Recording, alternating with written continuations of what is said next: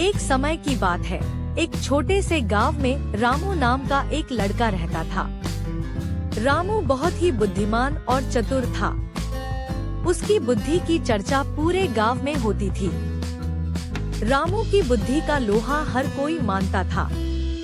एक दिन गांव में एक साधु आए।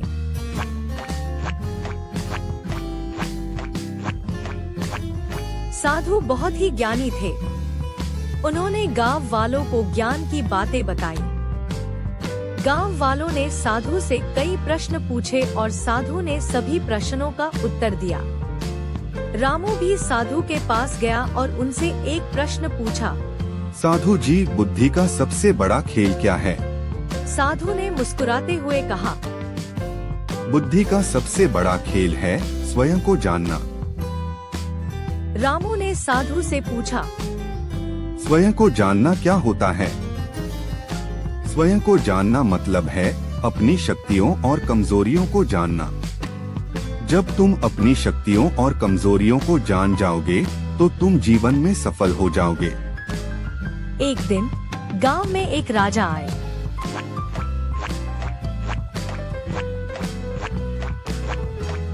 राजा ने रामू की बुद्धि के बारे में सुना था। उन्होंने रामू को अपने दरबार में बुलाया और उससे एक प्रश्न पूछा। रामू, तुम मुझे यह बताओ कि बुद्धि का सबसे बड़ा उपयोग क्या है? रामू ने राजा से कहा, बुद्धि का सबसे बड़ा उपयोग है दूसरों की मदद करना।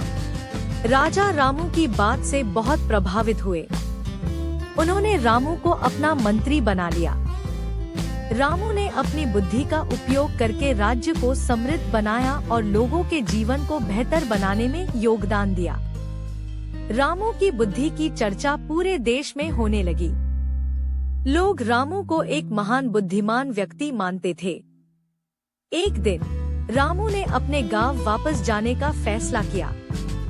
उसने राजा से अनुमति ली और अपने गांव चला गया।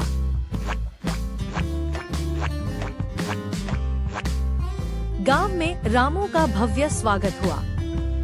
गांव वालों ने रामू को एक महान व्यक्ति के रूप में सम्मानित किया। रामू ने गांव वालों को बुद्धि के महत्व के बारे में बताया। रामू की बात सुनकर गांव वाले बहुत प्रभावित हुए। उन्होंने अपनी बुद्धि का उपयोग करके अपने जीवन को बेहतर बनाने का संकल्प लिया। रामू एक बुद्धिमान और दयालु व्यक्ति थे। उन्होंने अपनी बुद्धि का उपयोग करके दुनिया को एक बेहतर जगह बनाने में योगदान दिया। कहानी का नैतिक बुद्धि एक अनमोल उपहार है। हमें अपनी बुद्धि का उपयोग दूसरों की मदद करने और दुनिया को बेहतर बनाने के लिए करना चाहिए।